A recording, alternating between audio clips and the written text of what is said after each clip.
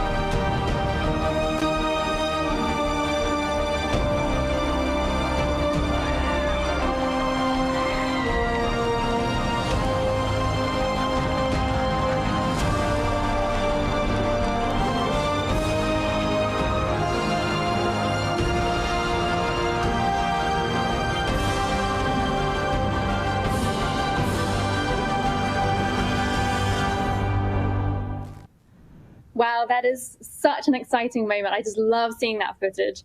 You can see just how much loose material is flying around in those images taken by the spacecraft. TAG was a huge success for the mission. OSIRIS-REx collected a substantial amount of rock and dust, but that success created another hiccup. A little while ago, we asked Ryan Olds, the guidance, navigation, and control team lead, what happened after TAG? Let's hear what he had to say. The tag moment itself, we had no way to really know for sure how much was in the sample head. Seeing those first pictures, me personally, I went from absolute excitement to just being stunned.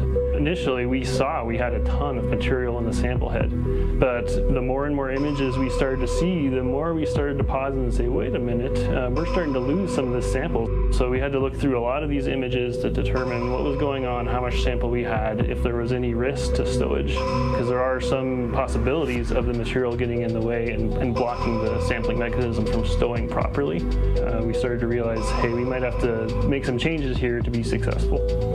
So in order to know that the sample was stored safely, we relied a lot on images from our StowCam camera, which took pictures of the capsule and the sample head getting stowed into it. It was a very challenging process. We had not practiced that procedure since before launch, when the spacecraft was in the high bay.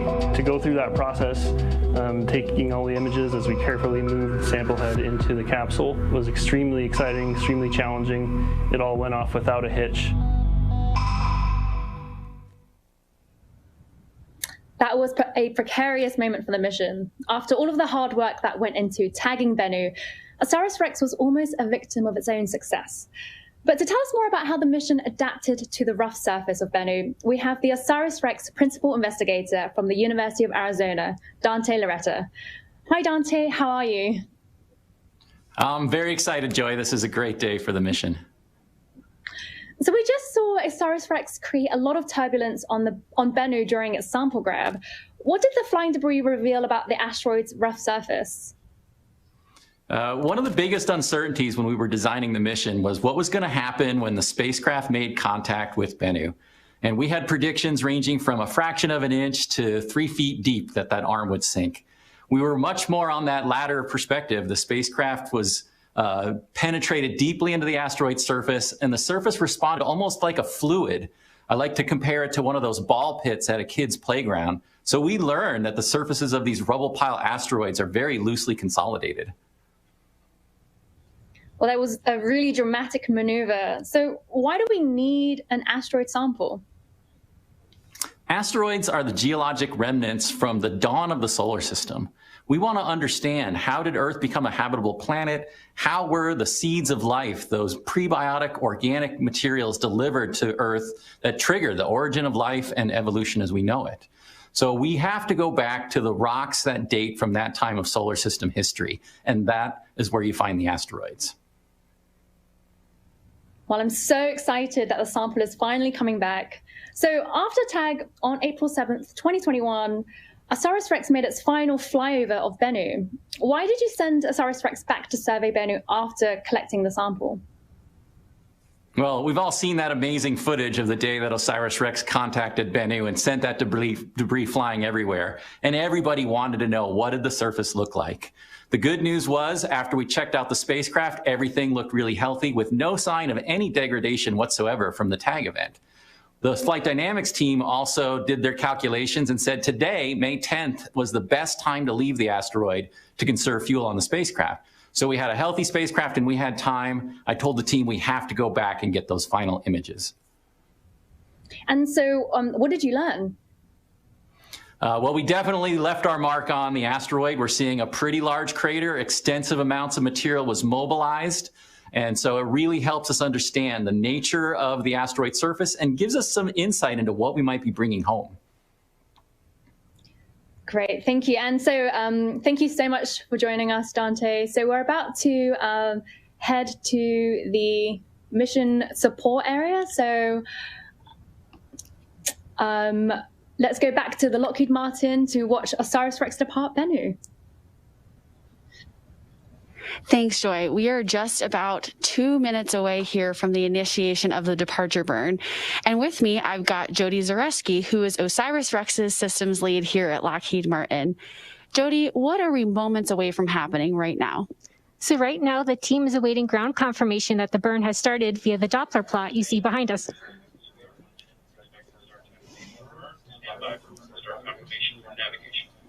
So I'm not sure if you all could hear that, but we just heard the 1 minute countdown has started to the initiation of OSIRIS-REx's engine burn. While we're waiting for that to hit, Jody, one question for you. So OSIRIS-REx is 291 million miles away. What is the communications delay like during that time? So today's one-way light time is about 15 minutes and 56 seconds. Gotcha. So did the team upload the commands to the spacecraft prior to today? We did. All the products necessary to execute today's maneuver were sent this past Friday. That is super exciting. Well, we'll go quiet here and listen to the room as we're just a few moments away.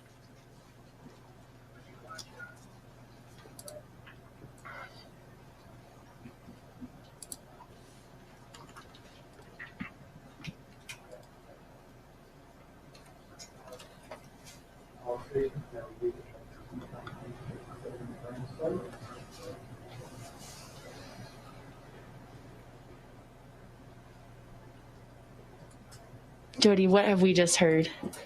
We just heard that settling burn has started. That is super exciting. So while we're kind of waiting as the team waits and watches the spacecraft here, can you tell me a little bit about what your role is on this mission? All stations, navigation has received confirmation of settling burn start.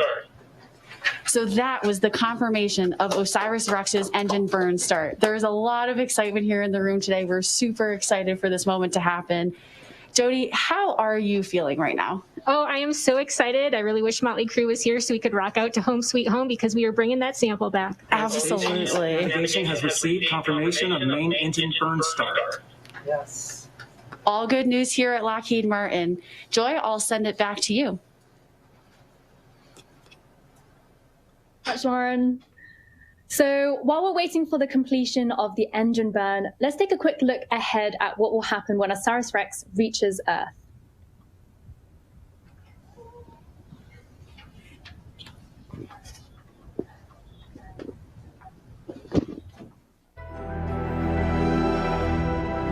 After departing from Bennu, OSIRIS-REx will return to Earth in late 2023.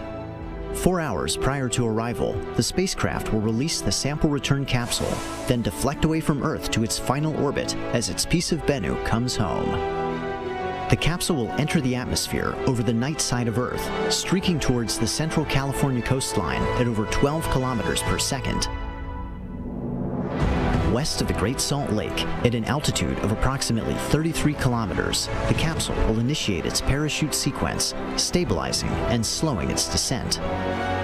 Upon landing in the Utah desert, the sample will be recovered, carefully removed from the capsule, and taken to the OSIRIS-REx Curation facility at NASA's Johnson Space Center in Houston, Texas.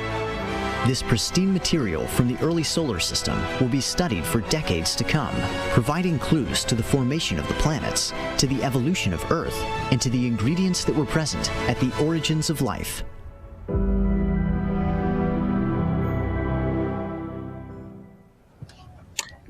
Welcome back. My name is Joy Ng, and I'm talking to you from NASA's Goddard Space Flight Center in Greenbelt, Maryland. If you're just joining us, OSIRIS-REx has fired its thrusters and begun the departure maneuver from asteroid Bennu. We're going to send you back now to Lockheed Martin to watch the rest of the OSIRIS-REx departure from Bennu. Thanks, Joy. We're back here at Lockheed Martin, and joining me again is Mike Moreau, the NASA Deputy Project Manager for OSIRIS-REx. Now, we're awaiting the announcement for 50% completion of the burn for departure. Mike, how are you feeling right now? I'm feeling really great, Lauren. We've got good news. We're seeing on our displays that the burn is executing. We're seeing these Doppler points propagate on the plot, which tells us we're making progress towards the burn, and I think we're a couple minutes away from that midpoint. Well, that is just fantastic to hear. So while we're waiting for that midpoint, let me ask you, do you think this is a mission that we could have done 30 years ago? No way. We're really pushing the envelope with our 21st century navigation and operations capabilities to fly a mission like OSIRIS-REx. Just a couple of examples, the navigation, the maps for landmark navigation that we used on the mission required exchanging gigabytes of data and these large files containing topographic maps of Bennu, which would have been a challenge with yesterday's computer systems. Another example, we have completed 50% of the ADM burn. Okay, that's the call you were looking for. We're halfway done the burn, so we're about halfway through the 7-minute main engine burn. So that's very good news. Just to finish what I was saying, so the other example I was going to make is the NFT system. For those of you that followed the sample collection event, we had an onboard system called NFT that was used to navigate the spacecraft to the surface. The Lockheed Martin team that developed NFT had to do a lot of work to get that software, which was running processes that we normally do on the ground in our computers here, to get that to fit in the capability of the onboard processor on the spacecraft. So that's just a couple of examples, but there are many things like that where we really had to push the envelope of our capabilities to fly this mission and fly so close to Bennu and ultimately touch the surface. Absolutely, especially something like that natural feature tracking where you're doing such proximity operations to an object that you really need that real-time data and that real-time ability for the spacecraft to maneuver itself. Yeah. So I want to reflect back really briefly. New Year's Eve 2018. I know there's a picture out there of you and the whole team here all dressed up in formal wear to go to work. Why did you guys do that? Okay, well, we mentioned earlier, that's a great picture. It's a great memory for the team. I mentioned earlier that we had our first insertion into orbit December 31st of 2018, and that was an event that was a big milestone on the project. It was the first time we'd ever been that close to Bennu, and we were worried that we might be surprised by something new. So we figured if we had to do this big event on New Year's Eve, we might as well get dressed up and celebrate in the process. And it was a lot of fun. This picture actually was taken about an hour after we confirmed we were successfully in orbit. We went outside. It was about 10 degrees and snowing, but we toasted our success with sparkling apple cider while it just happened to be midnight GMT about that time when we went and did that. So it was a great memory, and it really just gives you an example. The team has worked so hard over the past 2 years to accomplish this exploration of Bennu, really sacrificing a lot, but they knew how to have fun too, and it was a really great team. So that is such a cool memory, and I'm sure not a lot of people can say that. That is super exciting. Mike, about how far out are we now from the completion of the departure burn? So we're getting close now. I would say from the plot, we're probably a minute or a minute and a half from the final call out. So let's listen for that to happen. Absolutely. So we're going to give a listen into the room now as we're waiting for OSIRIS-REx's engine burn to officially complete.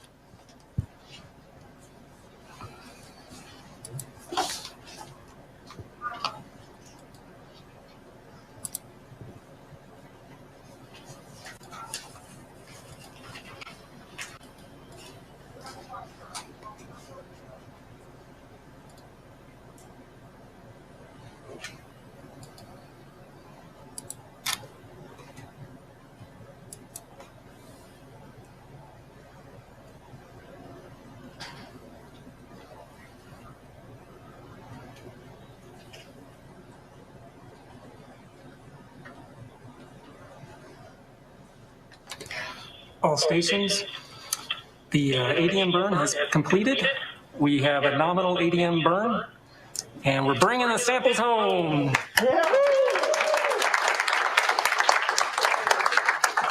So exciting.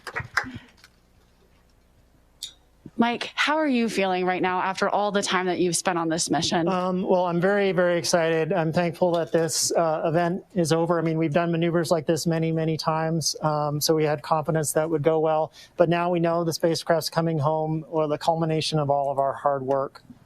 So it's really exciting to be here. It's also a little sad to be leaving Bennu, but that's what we need to do to bring the sample home. Absolutely. Well, I am super lucky to be here witnessing this moment. I know we've also got program manager Sandy Friend here as well. Sandy, after someone such as yourself, I know you and Mike have been on the mission for such a long time. What does this feel like to you right now? Yes, this is really kind of bittersweet. We've spent over 2 years at asteroid Bennu, really getting to know it. But the prime goal of this mission is to bring that sample home. So we set out, we did what we were supposed to do at Bennu. We've got those samples in hand, and it's time to bring them back. So I'm really excited for this next phase and to see what the scientists learn once they have these samples in hand here back on Earth. Definitely understand that bittersweet feeling. I can't even imagine, you know, how you must feel and how excited you must be. But thank you so much for being here with us today, Sandy. And congratulations again to you and Mike and the entire OSIRIS-REx mission team. Joy, we'll send it back to you for some questions from our other team members.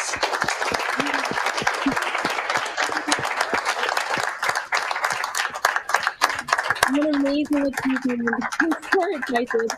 So joining us now is Dr. Lori Glaze, who is the director of NASA's Planetary Science Division from NASA headquarters. Hi, Lori, how are you doing? I'm doing just fantastic. Thank you. I want to say congratulations to the whole team. That was incredible. Nicely done. Nicely done, as always. Good job, guys. So what has NASA learned from OSIRIS-REx's success that will be applied in the future? That's a really good question. And you heard Mike speak just a little earlier about the importance of, for example, the autonomous operations that were demonstrated by the OSIRIS-REx spacecraft and the operations team that'll help inform future small bodies missions. But there are a variety of other things we've learned as well.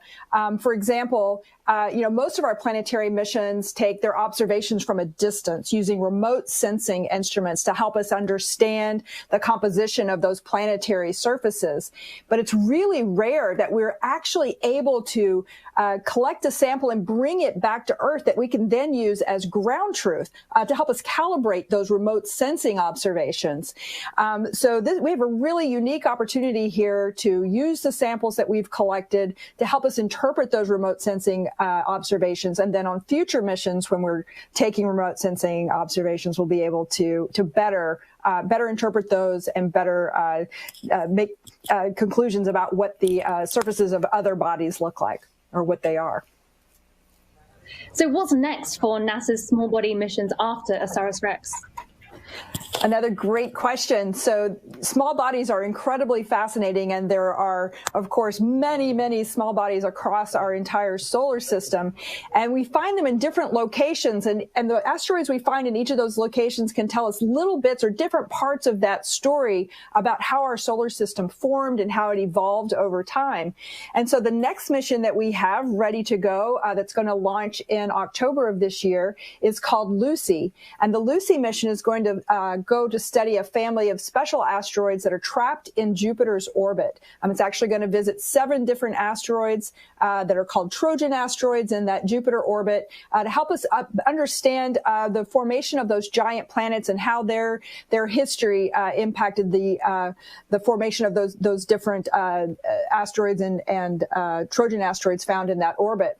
And then the next mission after Lucy that we're going to launch is called the Double Asteroid Redirection Test, or DART. And that mission is going to launch in November. So just a month after the Lucy launch, we'll be launching DART. And DART is our first mission in our planetary defense line. And so it has a really important purpose to demonstrate a new capability, test a technique called the kinetic impactor technique, where we're going to show just how well we can change the orbit of a very, very small asteroid by impacting the spacecraft into the small moon of the asteroid Didymos, and the small moon is called Dimorphos, and we're going to impact that spacecraft in there and see just how well or how much we can change its orbit around the larger asteroid.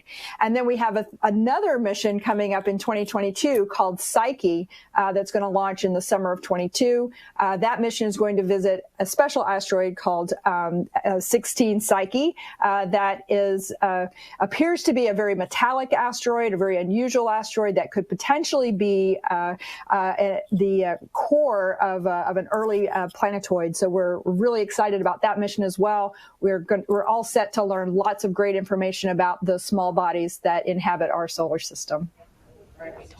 We have a busy and exciting few years ahead of us. Thank you so much, Lori. It's my pleasure. Thank you. Now I'd like to bring back OSIRIS-REx principal investigator. Dante, how are you feeling? I'm actually a little more emotional than I expected to be right now. We knew this maneuver was coming up, but to see that Doppler plot and to know that those engines fired, it's just an amazing sense of pride and accomplishment. I couldn't be more excited for what this team has accomplished. At moments like these, I always think about the spacecraft and just imagine it 200 million miles or more away from us doing everything that we're asking it to do.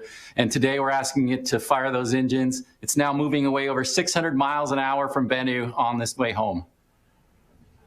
Well, I'm so excited for you. So OSIRIS-REx has collected a lot of data over the past 2.5 years. As the principal investigator, what are you most excited about? Well, OSIRIS-REx is all about sample return, and we picked Bennu for a very special reason. We believed from our astronomical telescopic data that it was rich in carbon, primarily in the form of organic molecules, and that it contained abundant water locked up inside minerals called clays. So for me, the most exciting results were when we got the spectrometer data down, and first we saw that clear signature of water all over the surface of Bennu. It's a very wet, hydrated rock. And then a little later on in the mission, we got the signal that there was abundant carbon, and it was everywhere on the surface.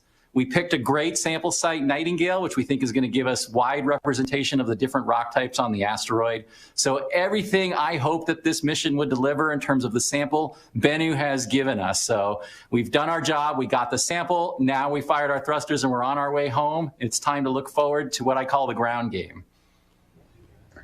Well, huge congratulations again. And most of the people on this team have been together for a long time and have performed flawlessly throughout the mission. So what do you think has made this team so successful? Well, building this team culture was one of the biggest jobs of the leadership group. And we knew right away, you're bringing together people from an academic institution, from an industry partner, from a government agency, and there's different backgrounds, different cultures, and different motivations. But we very quickly came together. We were not University of Arizona, Lockheed Martin, and NASA. We were OSIRIS-REx. We had a mission. That mission was to build an amazing spacecraft, literally do some world record-setting astrodynamic maneuvers around the asteroid and collect that sample. So that common sense of purpose and that unity is what made this team work so well together. Thank you, Dante, and congratulations to you and the entire OSIRIS-REx team. Thank you. So, welcome back. My name is Joy Ng, and I'm talking to you from NASA's Goddard Space Flight Center in Greenbelt, Maryland. If you just joined us, OSIRIS-REx has officially left asteroid Bennu, and it's on its way back to Earth. So the OSIRIS-REx mission is not over, though. It enters a new exciting phase, delivering the bounty of asteroid sample back to Earth. So we're going to be talking to two people who cannot wait to get their hands on that sample. We have Nicole Lunning from NASA's Johnson Space Center in Texas, and Jason Dworkin from NASA's Goddard Space Flight Center in Maryland. Hi, Nicole and Jason. Thank you so much for joining us. So this is a really exciting time for you both because your work is just beginning. Absolutely. It's a thrilling time. I've been working OSIRIS-REx to get a sample back from an asteroid since my daughter was in diapers, and now she's graduating from high school. It's I can't wait to get that sample back and say our goodbyes to Bennu. And I'm newer to the mission than Jason, but I'm looking forward to years of being part of the team that curates and takes care of this sample once it returns to Earth. So Nicole, can you walk us through what happens after the samples are recovered in the Utah desert? How does the sample get secured and sent to the lab at NASA's Johnson Space Center? So after the sample return capsule is recovered, it will actually be taken to a portable clean lab we'll set up in Utah for a sort of preliminary disassembly, where the part of the sample return capsule that contains the Bennu material will actually be packaged then into a travel box that will keep it in a nitrogen atmosphere to protect it from contamination from Earth's atmosphere. That will be flown on a plane to our lab at Johnson Space Center that we're currently building. And there have been careful documentation processes of building it, as well as choosing materials to limit very much what the asteroid material will be exposed to really protect it. That is quite the journey. So in that same vein, Jason, can you tell us a little bit about how you and the team will keep that sample in pristine condition? Right. So as Nicole was saying, we have a limited number of materials that the sample can be exposed to. This was actually planned out well before we ever started building a spacecraft.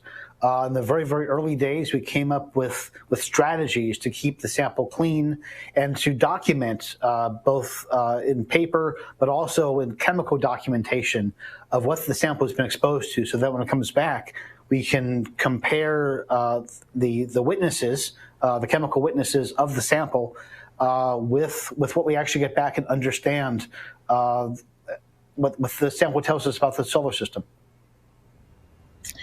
And Jason, you've had such a long career analyzing samples. What excites you most about receiving this sample?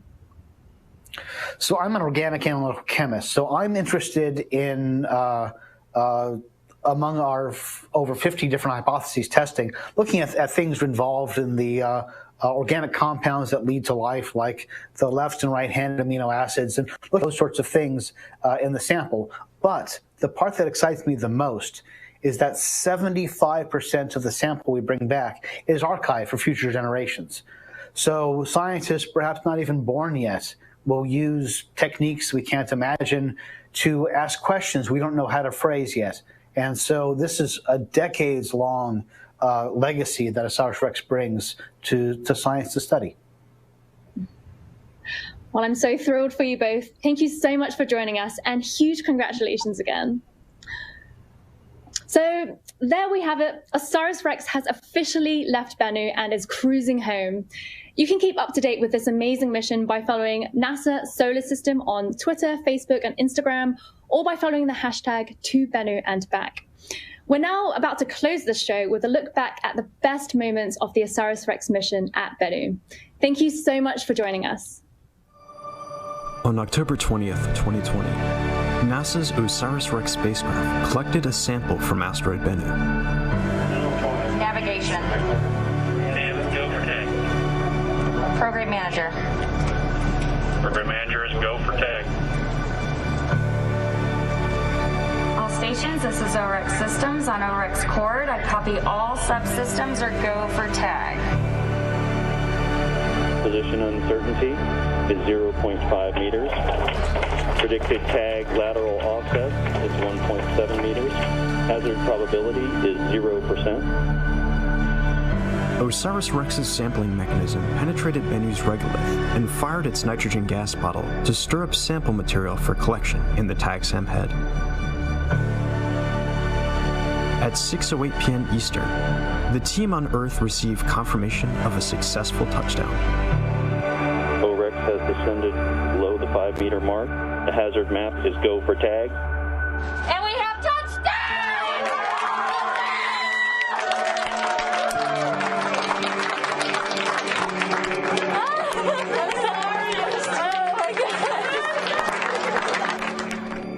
After spending approximately 6 seconds at the surface, OSIRIS-REx fired its thrusters and backed away from sample site Nightingale.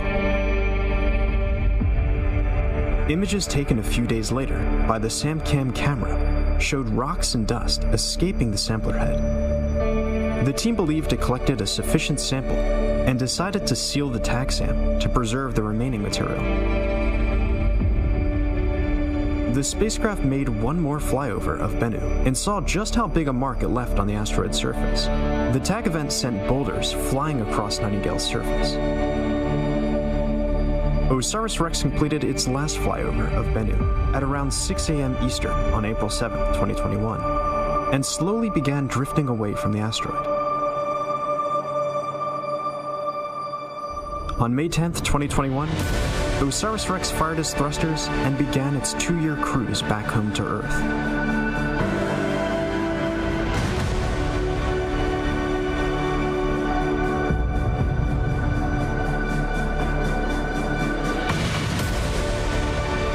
As OSIRIS-REx approaches Earth, it will jettison the sample return capsule that contains pieces from asteroid Bennu. The SRC will then travel through Earth's atmosphere and land under parachutes at the Utah Test and Training Range on September 24th, 2023.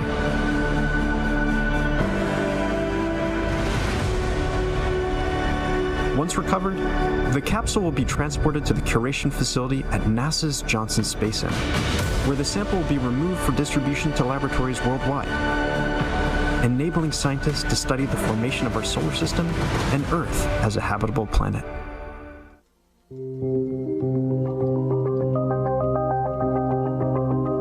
In December 2018, after traveling for 2 years, 101 days, and over 1.2 billion miles, NASA's OSIRIS-REx spacecraft arrived at its target, near-Earth asteroid Bennu. OSIRIS-REx is the first mission to explore this primitive remnant from the origins of the solar system, designed to study the asteroid and return a sample to Earth.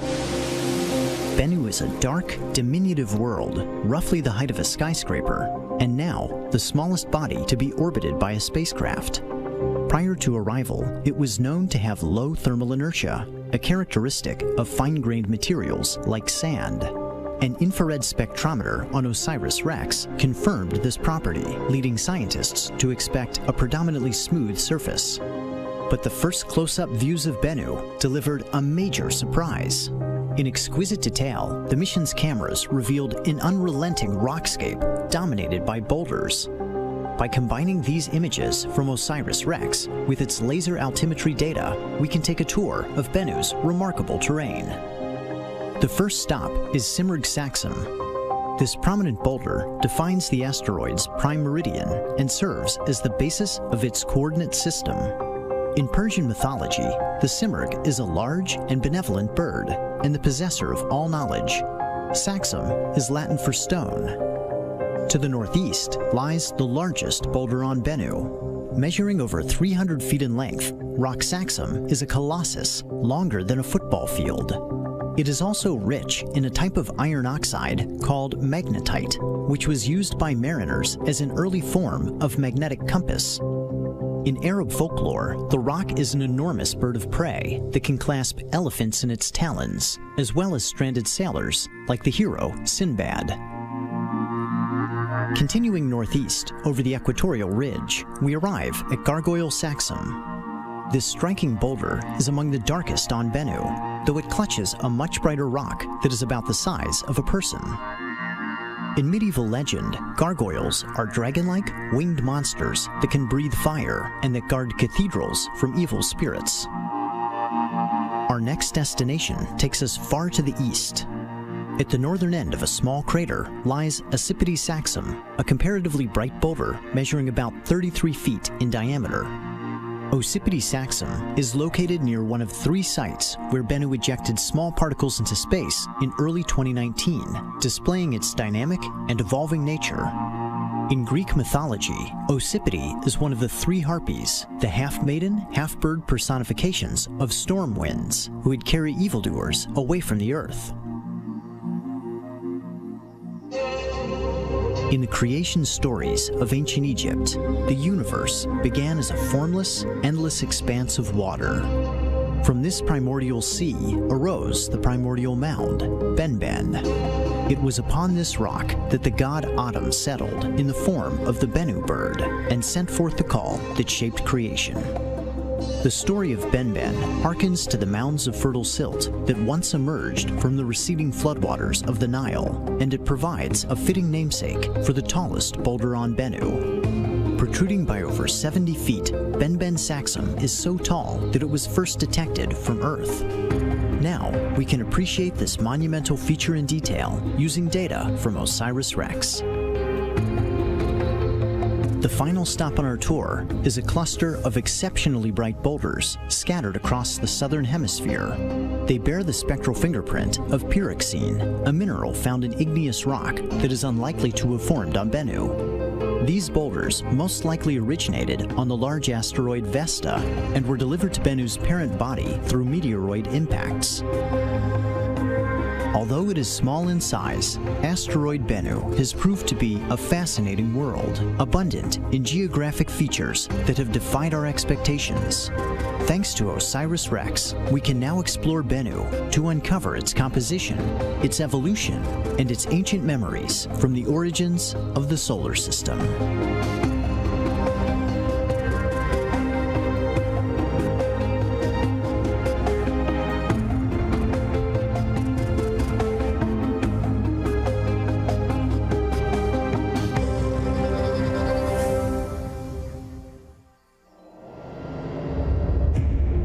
As we started to approach Bennu from a distance and it started to fill up the camera field of view, it looked exactly like we thought it would, with a few boulders sticking out. But as we got closer, we expected to see a very sandy surface with maybe a few boulders here and there. And what we saw is very little sand. And we saw these mountains, we saw boulders, we saw rocks, and we saw very few areas that had this sandy surface that we were expecting and what we had designed to.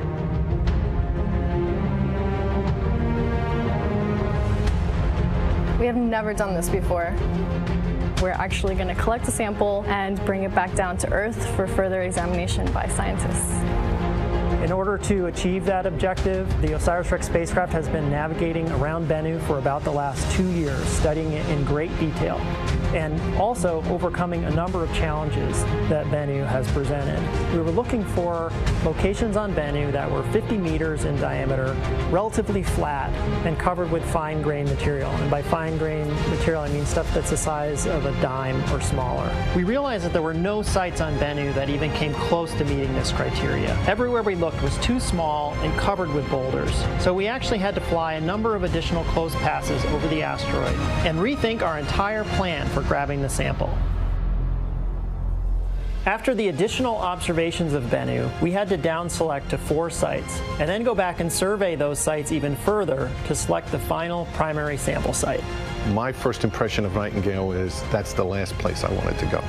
But as we started looking at other sites, we saw that 1, this is probably one of the most sampleable sites, and 2, we were overperforming in our navigation capability and our ability to contact. Natural feature tracking works a lot like the human mind in that we pick up landmarks along the way. As we descend, we look at features on the ground. We program the computer to recognize certain features. It takes a picture, says this feature is not where I expected it to be, it's a little bit off to the side, updates its position based on where it's pointed and where that feature shows up in the camera position.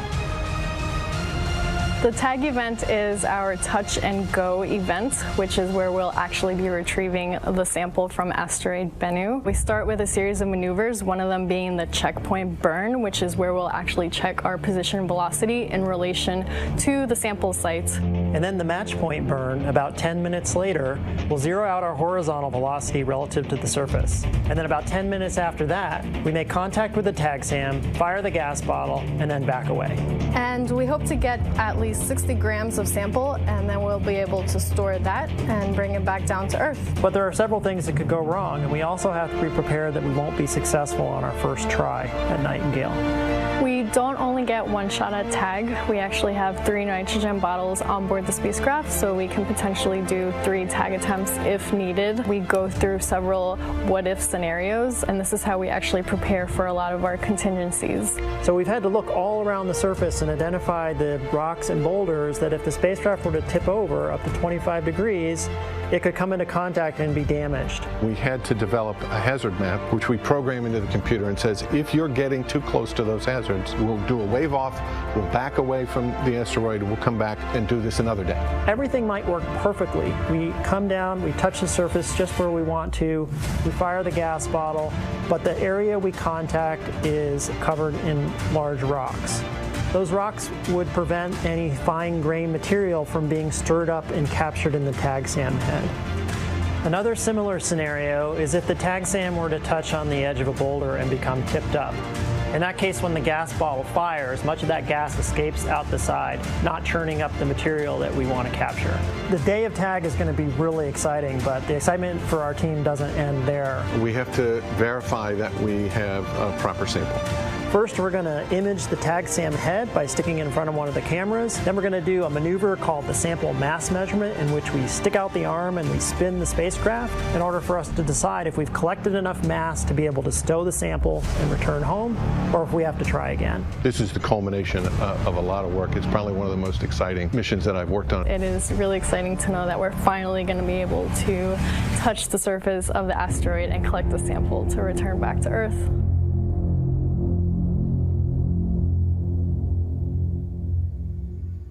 After its discovery in 1999, our first hints of what asteroid Bennu looked like came from the Arecibo Observatory. Then, as the OSIRIS-REx spacecraft made its way to Bennu, the asteroid grew in detail from a few tiny pixels to a surprisingly rugged world, littered with giant boulders. OSIRIS-REx arrived at the asteroid on December 3, 2018, and began surveying Bennu for the years leading up to the touch-and-go sample collection event.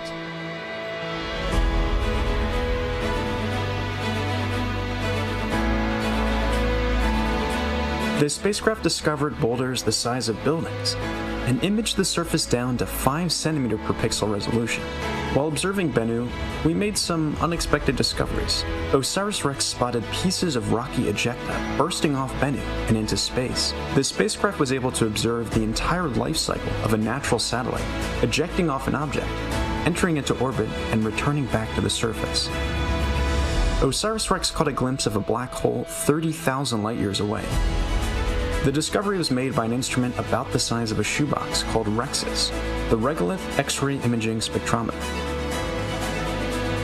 It detected X-rays radiating from a point off the asteroid's edge.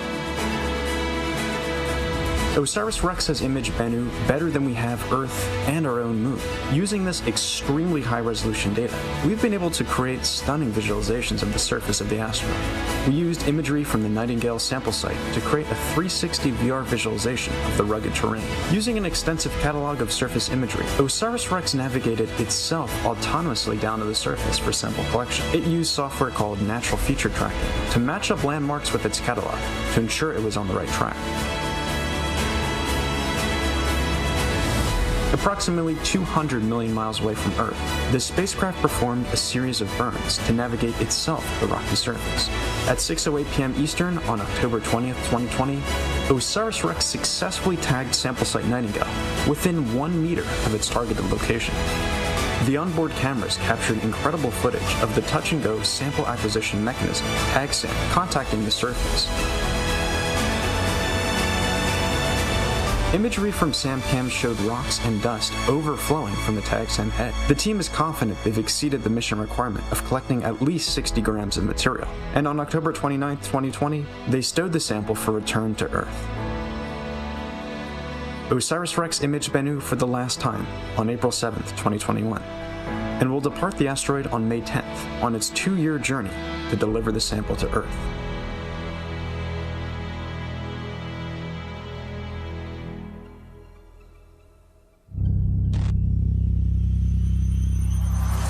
The OSIRIS-REx mission is an asteroid sample return mission, and the main goal is to collect 60 grams of pristine sample from the surface of the near-Earth asteroid Bennu. Bennu's rocky surface presented a challenge for the original LiDAR-based approach to the touch-and-go sample acquisition event. As an alternative, the project developed an onboard optical-based approach called natural feature tracking. NFT requires detailed 3-dimensional maps of the surface of Bennu. In order to build those 3-dimensional maps, we need many, many images of particular patches of surface on Bennu itself. And so all these surveys we've done throughout the mission have been at distances between several kilometers from the asteroid down to just a few hundred meters from the surface. And based on those different perspectives and what the shading of that terrain is, it's possible to build a 3D model. Very similar to how we have 2 eyes that allow us to have depth perception of what we see. NFT requires multiple features across the field of view to have a depth perception. The original tag accuracy requirement was to touch the surface within a 50-meter diameter circle. Based on Bennu's rough surface, our actual performance has to be much better than that, at 10 meters or less. And even within that 10-meter area, there could be smaller localized hazards that may damage the spacecraft. Right now, we are working on a flight software patch to help us avoid hazards as we come in for a sample event. When we do natural feature tracking, that is all autonomous on board the spacecraft, where we load the features or a catalog to the spacecraft, so we are telling it where we expect these features to be. So as the spacecraft makes its progress down to taking the sample, we're recording images and then locating those landmarks to make sure we're on the right track. And if there's any issues with the trajectory or we see landmarks where we shouldn't, we know something's up and we can back away and wave off the attempt to try again.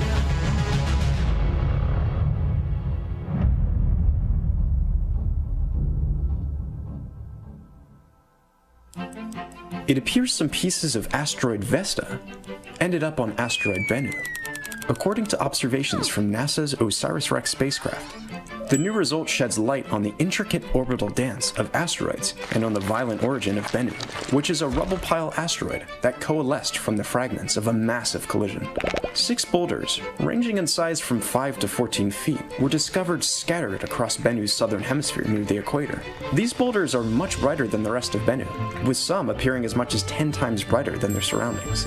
The unusual boulders on Bennu first caught the team's eye in images from the OSIRIS-REx camera suite instrument. The team analyzed the boulders using an onboard spectrometer, which separates light into its component colors. Since elements and compounds have distinct signature patterns of bright and dark across a range of colors, they can be identified using a spectrometer. The signature from the boulders was characteristic of the mineral pyroxene from Vesta and the Vestoids, smaller asteroids that are fragments blasted from Vesta when it sustained significant asteroid impacts. The team tested a few different theories to determine the origin of these boulders. First, it's possible that the boulders were originally part of Bennu, or its parent body. However, this is unlikely based on how pyroxene is created. This mineral typically forms when rocky material melts at high temperature.